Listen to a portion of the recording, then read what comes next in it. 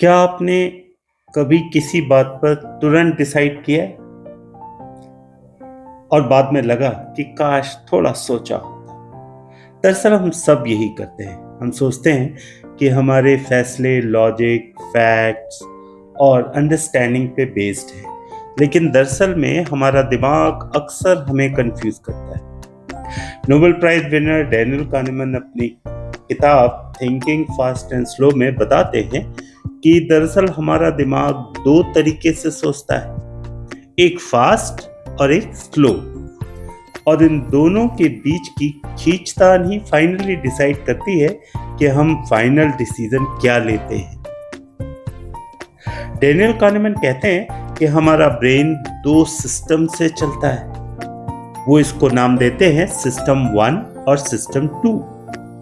आइए एक एक करके इन दोनों को समझते हैं। सिस्टम 1 को वो कहते हैं सिस्टम 1 इज फास्ट थिंकिंग। ये ऑटोमेटिक है, इसमें फीलिंग, एक्सपीरियंसेस और हैबिट्स इंक्लूड होती है। जैसे अगर कोई कार अचानक आपकी ओर आ जाती है तो आप झट से सामने से हट जाते हैं। ये सिस्टम 1 का रिएक्शन है, क्योंकि इसमें आपकी फीलिंग, एक्सपीरियंसेस और हैबिट्स इंक्लूडेड है, जो आपको तुरंत एक्टिवेट कर देती है, तुरंत बता देती है कि आपको क्या डिसाइड करना है। और दरअसल हमारी लाइफ में मैक्सिमम टाइम हमें यही सिस्टम 1 ही चलाता है, जिसमें हम अपने आप, अपने एक्सपीरियंसेस, अपनी फीलिंग, अपने हैबिट्स के हिसाब से कुछ परसेप्शंस क्रिएट कर लेते हैं और उनके हिसाब से हम डिसीजन लेते जाते हैं। दूसरा है system 2, that is slow thinking. ये सोच समझकर लॉजिक के साथ डिसीजन लेता है।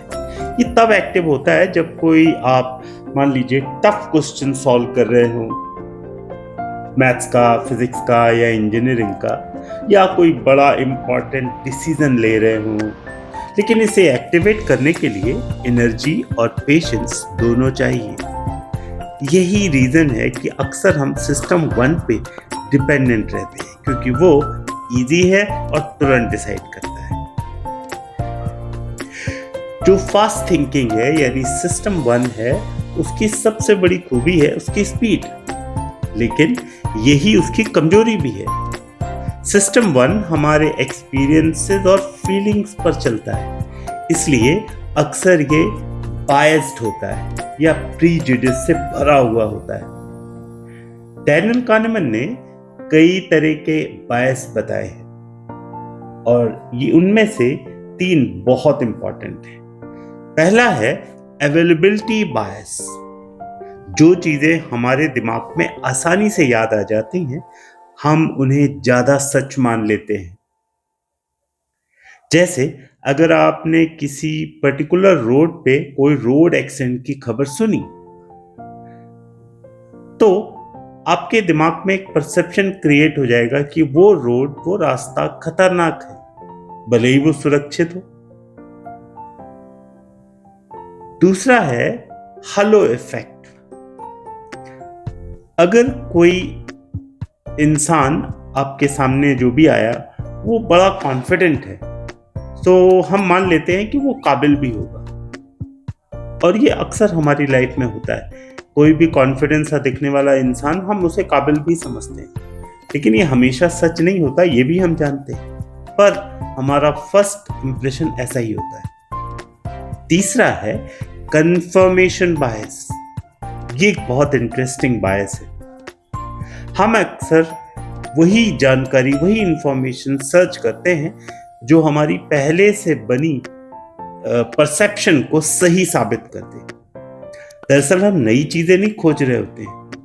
हम कई बार ऐसा होता है जब हम बहुत ज्यादा मेहनत नहीं करना चाहते, तो जो हमने परसेप्शन बनाया हुआ है, अगर उससे रिलेटेड कोई इंफॉर्मेशन मिलती है तो हम उसे ही सच मान लेते हैं, और बाकी जो भी सच्चाइयाँ हैं, बाकी जो पार्ट है, उसे हम अनदेखा कर देते हैं। और इन सब का नतीजा होता है कि हम फास्ट थिंकिंग में डिसीजन लेते हैं जो कई बार गलत निकलते हैं। kahneman कहते हैं कि जब भी कोई फैसला बड़ा हो या जोखिम से जुड़ा हो, रिस्क हो, जिसमें डिसीजन बहुत इम्पॉर्टेंट हो, तो हमेशा हमें सिस्टम 2 को एक्टिवेट करना चाहिए, सिस्टम 2 को एक्टिव करना चाहिए और फिर उसके बारे में कंक्लूड करना चाहिए। फॉर एग्जाम्पल, अगर कोई शेयर बाजार में इन्वेस्ट कर रहा है तो सिस्टम 1 कहेगा भाई because everyone is buying so let me buy it. लेकिन सिस्टम 2 पूछेगा कि क्या मैंने इस पर्टिकुलर शेयर के बारे में रिसर्च की और क्या ये सही टाइम है। जो लोग सोचने में थोड़ा टाइम लगाते हैं वो फीलिंग से नहीं, फैक्ट्स से डिसीजन लेते हैं, और वही लोग सबसे परफेक्ट डिसीजन मेकर्स होते हैं। इस बुक में कई इंटरेस्टिंग साइकोलॉजिकल एक्सपेरिमेंट्स हैं। Let's see few examples. पहला है एंकरिंग इफेक्ट, बहुत इंटरेस्टिंग है। जब कोई नंबर आपको बार बार दिखाया जाता है तो हमारा ब्रेन अपने आप उसी नंबर के आसपास डिसीजन को फाइनलाइज करता है। जैसे अगर किसी कोई भी चीज आप लेने गए और उसकी कॉस्ट पहले 10,000 रुपीज दिखाई जाए और बाद में वो 6,000 कर दी जाए तो आपको लगेगा ये सस्ता मिल रहा है, हमको चीप मिल रहा है और अच्छा बाइंग ऑप्शन है। हालांकि हो सकता है एक्चुअल प्राइस उसका 4,000 ही हो, लेकिन ये हमें डिसीजन जो हमारा होगा वो तुरंत अफेक्ट करेगा। This is called anchoring effect. दूसरा है लॉस एवर्जन। लोग लॉस से बचने के लिए ज्यादा मोटिवेटेड होते हैं बजाय कि लाभ या प्रॉफिट पाने के। अगर आपसे कहा जाए कि 1 लाख रुपए आप जीत सकते हैं और आपसे कहा जाए 1 लाख रुपए आप खो सकते हैं, सो खोने का डर, लूज करने का डर ज्यादा असरदार होगा। तीसरा है फ्रेमिंग इफेक्ट।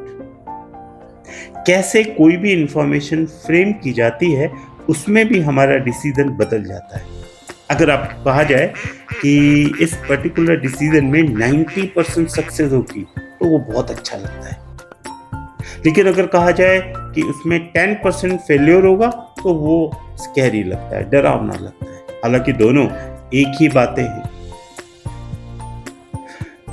चलिए हम देखें हम इस बुक की लर्निंग को अपनी डेली लाइफ में कैसे अप्लाई कर सकते हैं। जो पहली लर्निंग है वो ये है, हमेशा take a pause before reacting to any message, conflict और आर्ग्यूमेंट। कभी भी किसी भी कॉन्फ्लिक्ट में या आर्ग्यूमेंट में या किसी सडन मैसेज में तुरंत रिएक्ट नहीं करें। 10 सेकंड रुके और फिर सोचें। सिस्टम 2 को टाइम दीजिए। नंबर 2, हर पहली जो भी आपकी परसेप्शन है उस पर क्वेश्चन करिए, अपने आप क्वेश्चन करिए। कोई भी इंसान अगर हमें अच्छा लगता है या आइडिया अच्छा लगता है, इसका मतलब ये नहीं है कि वो सही ही हो। कई बार हमें ऐसे आइडिया भी अच्छे लगते हैं जो दरअसल ठीक होते नहीं है। 3, डिसीजन में डाटा और फैक्ट्स को प्रायोरिटी दीजिए। फीलिंग्स के बजाय प्रूफ पर भरोसा करें। 4, जो सोचने का स्पीड है उसको धीमा करें, सोचने का जो गति है उसको धीमी करें। Start thinking slow and don't jump to conclusions, क्योंकि slow thinking means better understanding.